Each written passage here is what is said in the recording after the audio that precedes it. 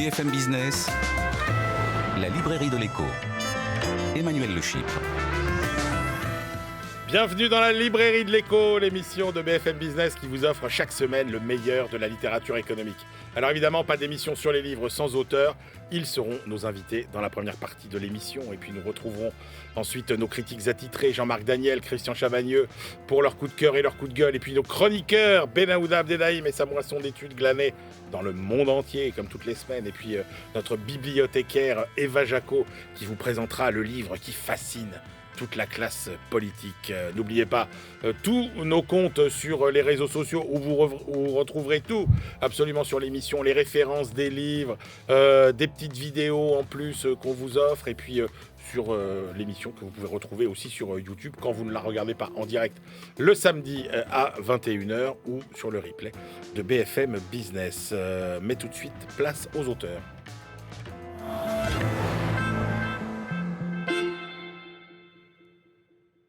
Une librairie de l'écho consacrée à l'approche des fêtes, au commerce, aux commerçants et aux commerciaux. Le secteur doit surmonter de multiples défis, la concurrence du commerce digital, l'inflation des coûts, la transition écologique. Alors quel modèle de commerce fonctionne aujourd'hui ? Les magasins physiques ont-ils encore un avenir ? Et puis comment être plus performant, plus efficace, bref, mieux vendre quand on est un commercial, fonction dont l'importance est trop souvent minimisée, on vous le dit régulièrement sur BFM Business. Pour répondre, deux invités, deux papes du commerce, deux champions. À ma gauche, Michel Kahn. Bonjour Michel. Bonjour Emmanuel. Michel, vous êtes le président de la Fédération des réseaux européens de partenariat et de franchise, l'IREF. Vous avez été le premier franchiseur de France en 1972. Plus jeune. C'est bien ça, le plus jeune, pas le premier, effectivement. Et vous publiez donc Franchise et Partenariat, 8e édition de ce grand classique chez Duno. Et puis notre autre sorcier de la vente et du commerce aujourd'hui, c'est Guillermo de Bissotto. Pardon, Guillermo. Vous êtes consultant, formateur en développement commercial et marketing. Et vous publiez « Question pour un champion de la vente ». C'est aux éditions Erol. Et vous êtes maintenant directeur commercial d'une société qui s'appelle Task Force. Formidable. On commence avec vous. Michel Kahn, est-ce que vous pouvez nous dresser, pour bien comprendre le paysage, une typologie des différents types de commerce ? Alors, le commerce organisé indépendant, tout à fait indépendant, c'est-à-dire charcutier du coin, à la boulangère, etc., indépendante, isolée. La deuxième famille sera le commerce intégré, c'est-à-dire qu'il y a une société mère qui développe un réseau de multiples points de vente physiques. D'accord. Et puis, il y a le commerce organisé indépendant et associé. D'accord. Donc, pour bien comprendre, quand on est le magasin d'une maison mère, on est employé par cette maison mère. C'est ça. Quand vous parlez de commerce organisé indépendant, ça recouvre quel type de commerce ? Alors, ce sont les réseaux de franchise, de partenariat, de concession, de licence de marque, de coopératives et d'autres formes encore. Ce sont des commerçants juridiquement et économiquement indépendants. Indépendant, mais quand même, ce qui est intéressant, et c'est pour ça qu'on vous a fait venir Michel Kahn, c'est que c'est quand même une forme de commerce qui est celle qui progresse quand même quasiment le plus ces dernières années. Quels avantages trouvent des commerçants à justement s'adosser à des grandes marques de franchise ? Alors tout d'abord, je suis convaincu que lorsqu'on veut entreprendre, créer son entreprise, opter pour l'une des formes, franchise ou partenariat, c'est sûrement le plus grand réducteur de risque. Et pourquoi ? Parce que tout d'abord, on acquiert une marque et une enseigne qui est déjà connue ou qui est en train de l'être à forte vitesse. Mais on est le patron chez soi, il faut le rappeler encore. On est le patron chez soi, voilà. Absolument. Oui. Ensuite, on bénéficie d'une assistance technique. Selon certaines formes, on bénéficie d'un transfert de savoir-faire. On a de multiples services, c'est-à-dire des achats en commun, la publicité en commun, et tout cela est très vertueux parce que, on réalise d'énormes économies d'échelle. Est-ce que, en même temps, on a envie de se dire, est-ce qu'on n'est pas trop corseté? Est-ce que c'est pas trop rigide quand on est finalement membre d'une grande franchise? Même si, encore une fois, on est le maître à bord, on doit quand même respecter un certain nombre de contraintes. Ça ne doit pas être facile à trouver le curseur entre la liberté et les contraintes de la franchise. La franchise, c'est tout simplement la réitération d'une réussite. Ouais. Donc, en plus, on paye pour cela, pour rentrer dans un réseau. Alors, je pense que l'intérêt de celui qui a payé pour dupliquer la réussite, il a tout intérêt à suivre ce qu'on lui propose de faire, car un réseau qui a 30, 40, 50, pourquoi voulez-vous que le 51e ne fonctionne pas? Donc, il a tout intérêt à suivre les recommandations. Alors, il faut le rappeler, franchise plus partenariat. Alors, vous allez nous expliquer la différence, mais c'est quand même quasiment, c'est plus d'un tiers du commerce de détail en France. Oui, alors on est à 34% à peu près. Si vous voulez, vous l'avez souligné, j'étais le plus jeune franchiseur de France en 72. Nous avions 34 enseignes en France, 34. Aujourd'hui, pour vous montrer combien d'enseignes ce qui s'est développé, en haut, nous avons 2300 réseaux en tout. Ah ouais. En dessous, 198 000 entreprises affiliées, 1 450 000 emplois et un poids quand même de 220 milliards pour toutes les formes de commerce organisé indépendant et de commerce associé. C'est quoi vous pouvez nous citer les enseignes de franchise les plus connues, alors celles que les Français retrouvent dans tous les centres-villes? C'est un peu le reproche qu'on fait d'ailleurs aujourd'hui, c'est que maintenant vous pouvez aller dans n'importe quel centre-ville français, notamment les villes moyennes, vous retrouvez exactement les mêmes rues commerçantes avec les mêmes franchises en fait. Il y a de la standardisation, mais il y a en même temps des formes qui se sont développées et qui permettent une plus grande liberté à l'affilié, aux partenaires, pour s'exprimer dans une proximité locale. Quelle différence vous faites entre franchise et partenariat? Alors, la franchise est une forme de contrat. Le partenariat est une autre forme de contrat. La concession, la licence de marque, ce sont des formes de contrats différents. Alors, entre le partenariat et la franchise, on a dans la franchise une organisation un peu plus verticale, hiérarchique. Le partenariat est une relation managériale qui est complètement horizontale, participative, collaborative, qui est un peu plus proche, disons, du système coopératif comme le font les grands distributeurs. Est-ce que ce type d'organisation est mieux adapté à certains secteurs qu'à d'autres? Est-ce qu'il y a des secteurs, par exemple, dans lesquels la franchise et le partenariat, ça ne fonctionne pas? Non, on couvre à peu près tous les secteurs, c'est-à-dire le commerce, le service aux entreprises, le service à la personne, l'artisanat et même l'industrie. Puisque c'est presque une émission de conseil aujourd'hui, avec les bonnes astuces, les bons trucs pour réussir dans le commerce. C'est quoi les erreurs les plus fréquentes pour lesquelles ça ne fonctionne pas? C'est quoi les pièges à éviter? Alors là, je reprends ma casquette de président du cabinet Michel Kahn Consultant, qui accompagne évidemment les entreprises qui veulent se structurer en réseau. Nous voyons arriver sur le marché 260 nouveaux concepts qui veulent se développer en réseau. Chaque année. Ah ouais. Là-dessus, en moins de 3 ans, il va en rester 17. Et en moins de 5 ans, il ne restera plus que 9. Ah, mais il y a un taux de mortalité incroyable. Absolument. Et tout cela parce que il faut comprendre que ces deux métiers que l'entrepreneur fait, son propre métier dans son secteur d'activité, et le second, celle de patron de réseau, celle de manager de réseau, celle de développeur de réseau, qui est un autre métier.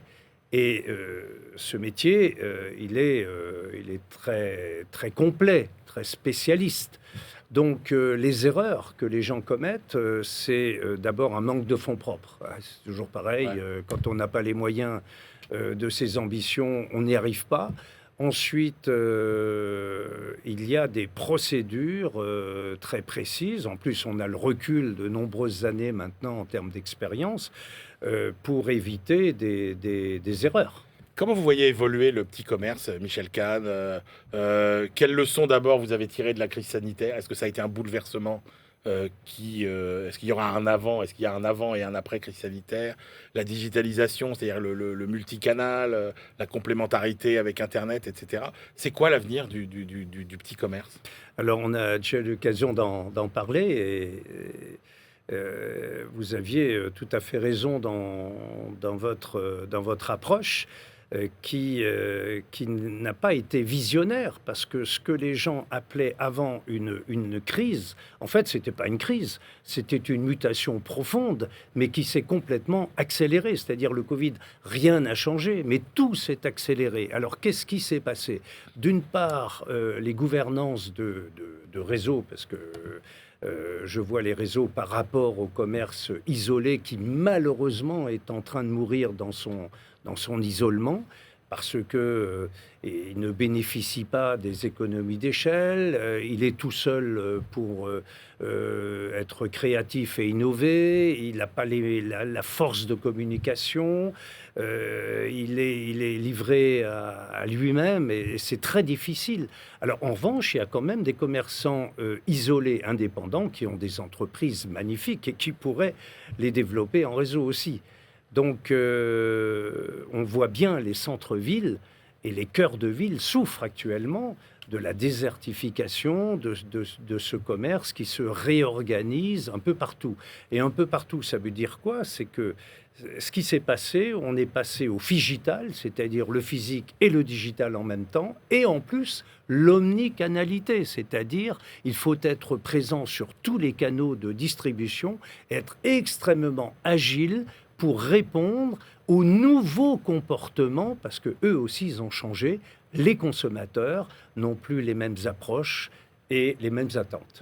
Alors, Guillermo Di Bisotto, on a tous envie de savoir, c'est quoi un bon vendeur?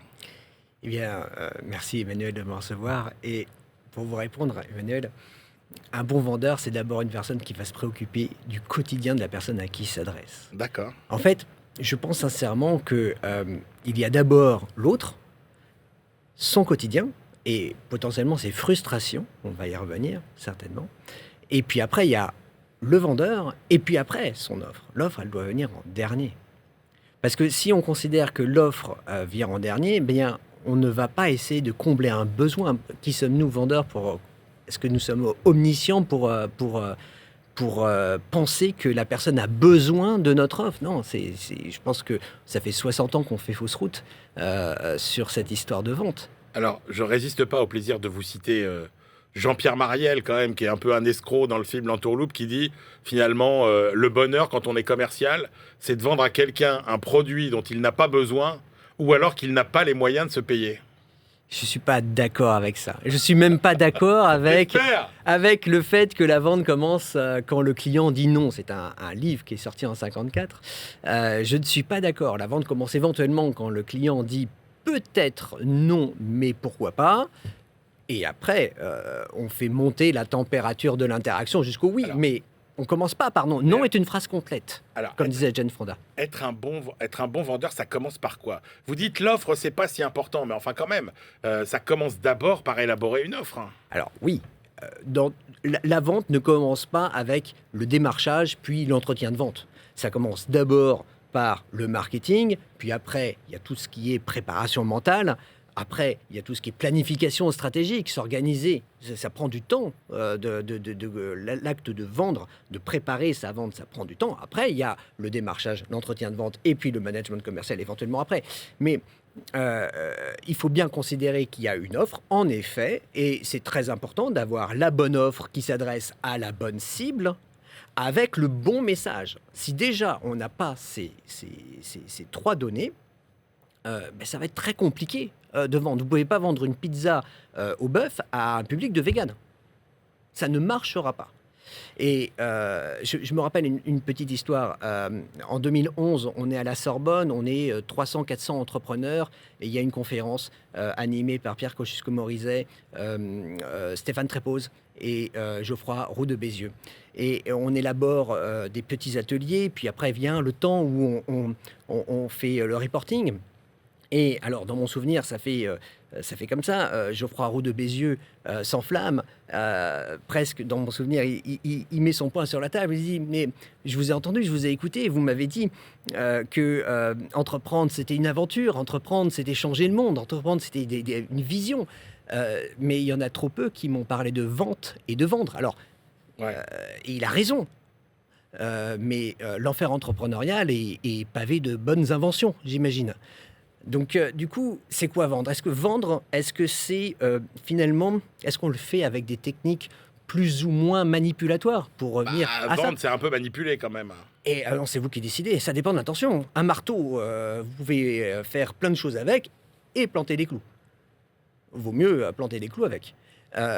C'est pas l'outil qui est à condamner, c'est l'intention derrière, éventuellement.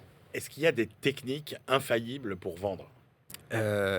Juste considérer l'autre, considérer qu'il a un quotidien et que vous êtes peut-être une donnée qui va venir soulager une frustration. Et la frustration, elle naît d'où ? Elle naît du fait que le besoin dont on parlait, le besoin n'est peut-être pas aussi bien comblé qu'il pensait qu'il l'était précédemment. Et donc là, du coup, on touche véritablement la vente quasiment systématique. Quand je vendais des protections juridiques, je ne suis pas allé, dans une autre vie, il y a 15 ans, mais je ne suis pas allé sur le terrain pour appeler, prendre le bottin et appeler tout le monde pour dire « je propose des assurances ». Non, je suis allé au tribunal des prud'hommes, j'ai photographié des informations publiques, j'ai photographié les informations de toutes les personnes qui avaient un procès et je les ai tous appelés pour leur dire « je veux payer votre avocat ». Bon, la prochaine fois, par contre, mais je peux payer votre avocat. Là, la frustration, le coût de l'inaction à ce moment-là était tellement important que... Donc ça commence par cibler ses prospects, quoi. Oui, ça commence par définir son persona, son avatar. Et je ne suis pas d'accord... L'avatar, c'est le client... Idéal. Et je ne suis pas d'accord avec ces 15 questions. Donc vous faites un portrait de plus en plus précis pour essayer de savoir... Alors, normalement, c'est ce que les marketeurs vont vendre. Ouais. Vont vous poser 15 questions, mais je pense que si vous répondez aux 15 questions, déjà, vous êtes très fort, vous n'avez pas besoin d'aller plus loin. Mais si vous ne savez pas répondre aux 15 questions, vous êtes probablement l'avatar de la personne qui a écrit l'article. Pour que vous preniez ses conseils, évidemment. Non, je pense qu'il n'y a que juste 2 questions à se poser. C'est qui est la personne la plus emmerdée, excusez-moi de l'expression, mais qui est la personne la plus emmerdée par la problématique que je propose de résoudre, et 2, où se trouve-t-il en masse ? Parce que, quitte à faire un effort, autant l'optimiser. Eh oui. Mais c'est quoi, enfin, veut dire, vendre, c'est quelle proportion de technique et quelle proportion d'intuition ? 100% d'humain. Je pense que la technique nous perd véritablement. La technique, c'est arriver avec des outils et finalement considérer que l'acheteur, le prospect, le client va être un moyen d'atteindre ses propres objectifs. Je pense que en considérant cette dynamique-là, je pense qu'on se perd. On loupe un nombre d'opportunités juste démentielles, parce que c'est pas le cadre de vie que vous faites qui est important, avec le contrat qui va sortir derrière, c'est les 15 que vous n'avez pas initiés, parce que vous avez oublié de vous intéresser à l'autre. Mais comment on fait pour donner envie d'acheter à quelqu'un qui n'avait pas forcément l'idée qu'il allait acheter ? Mais Emmanuel, on vend tous et tout le temps. Je reprends Daniel Pink, un super auteur qui a écrit « Convainquez qui vous voudrez ». Il y a une personne sur 9 qui vend avec ses mallettes, ses contrats, et on passe tous 40% de notre temps à faire bouger l'autre. Ça veut dire quoi ? Ça veut dire que nous vendons des valeurs à nos enfants. L'avocat va vendre une interprétation de la loi et pourquoi pas faire jurisprudence. Le médecin va même vendre un diagnostic, entre guillemets, va vendre un diagnostic et le traitement qui va avec. Même nous tous, nous vendons des moments privilégiés avec nos conjoints. J'ai vendu Top Gun 2 à ma femme.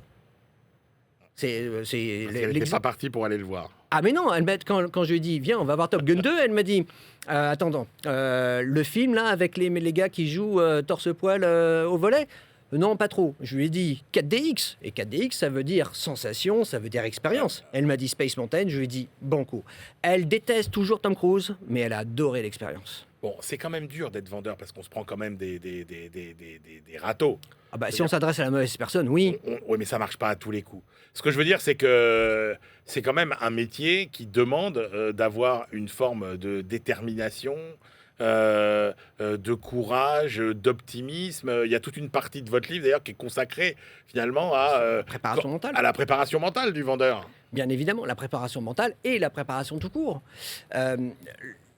Je prépare une action commerciale, c'était il y a 2 semaines. J'ai mis 1 semaine véritablement à la préparer de A jusqu'à Z. En 2 jours, porte de Versailles, on fait 21 entretiens, 12 démonstrations, on a posé 6 rendez-vous et on est en train de poser un certain nombre de devis quand même plutôt assez intéressants. Tout se prépare, on n'est pas là, la tchatch n'a aucun sens. La préparation a un sens. Mais ça veut dire... qu'est-ce que vous mettez dans la préparation? C'est quoi la méthode pour bien préparer? Déjà... D'abord, bien connaître son produit, j'imagine quand même. Oui, mais c'est pas... À la limite, entourez-vous de quelqu'un qui le connaît mieux que vous pour répondre aux objections techniques, éventuellement. Le plus important, c'est de repérer ce qui est dit et ce qui n'est pas dit. D'essayer de faire de son mieux pour éviter les lectures de pensée. Par exemple, je le dis dans mon précédent ouvrage, C'est où qu'on signe, qui est sorti en mai dernier, quand le client vous dit, ou le prospect vous dit « je ne sais pas », est-ce qu'il a besoin d'informations supplémentaires? Non, peut-être pas. Peut-être qu'il est juste en train de dire... Peut-être qu'il n'ose pas vous dire non. Mais non, peut-être qu'il est en train de dire « je ne sais pas si le budget va passer ». Donc je ne sais pas est une objection qui devient une objection de prix. Alors que ce n'était pas dans le manuel. Alors, dans le mien, oui. Mais, le je n'ai pas le temps n'a rien à voir avec l'agenda. Comment on fait pour fixer le bon prix?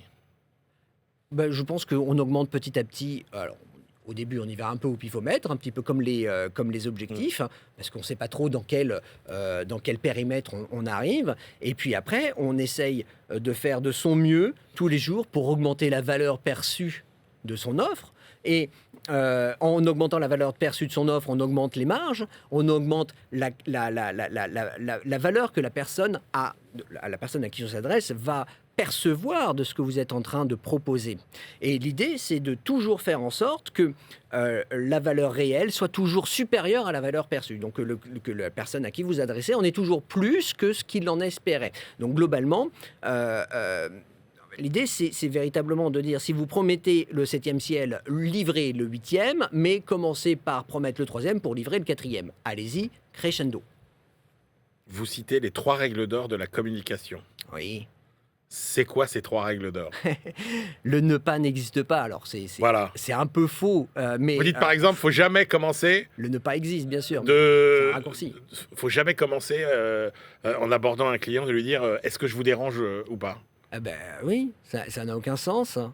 Vous présupposez que vous puissiez le déranger. Ouais. Ça le met dans un certain état émotionnel il va tout simplement dire non, vous ne me dérangez pas. Bien sûr que tu me déranges. Donc, partez du principe que vous le dérangez. Mais préoccupez-vous de répondre à la frustration de son quotidien sur le domaine précis que vous couvrez. Ça peut être important. Les personnes que je suis allé voir sur le salon de la Cloud Expo la dernière fois, ils ne m'attendaient pas plus que ça pour parler recrutement. Non. Par contre, ils savaient que je venais parce que j'ai posé un cadre clair de la relation commerciale en prévenant tout le monde, enfin les personnes présentes sur le salon que j'allais venir, qu'on allait parler de ça pendant 15 minutes. J'allais faire une démo. Donc les personnes m'attendaient pour parler de ça. Et pour vous, la digitalisation, ça change quoi ? Ça change rien, sauf si on n'a pas... Enfin, ça change rien si on n'a pas compris que la personne en face existe, que l'on s'adresse à une personne véritable. Et c'est fondamental, vous vous rendez compte, Emmanuel? Alors, bon, je ne peux pas dire que j'ai évidemment tout lu sur la vente, mais je suis probablement... je sors probablement les 2 premiers livres cette année qui parlent de la vente, donc du point de vue, en intégrant le point de vue de l'acheteur, donc sans lecture de pensée, sans généralisation, sans projection, alors avec quelques petites portes ouvertes que je défonce au préalable, mais véritablement, il y a le vendeur et l'acheteur. Et à partir de ce moment-là, quand on a compris qu'il y a deux personnes, on s'abolit des disciplines. On parle aussi bien de vente, de management et de marketing, parce que l'essentiel, finalement, ce sont les interactions humaines. Merci beaucoup à tous les deux. Je rappelle vos 2 livres. Alors, Michel Kahn, franchise et partenariat, développer ou intégrer un réseau d'enseignes. C'est la 8e édition, c'est un classique. Et c'est chez Duno. Et Guillermo di Bisotto, question pour un champion de la vente. 22 questions-réponses pour vendre plus et mieux. Et c'est aux éditions Erol. Et on se retrouve tout de suite pour la 2e partie de l'émission.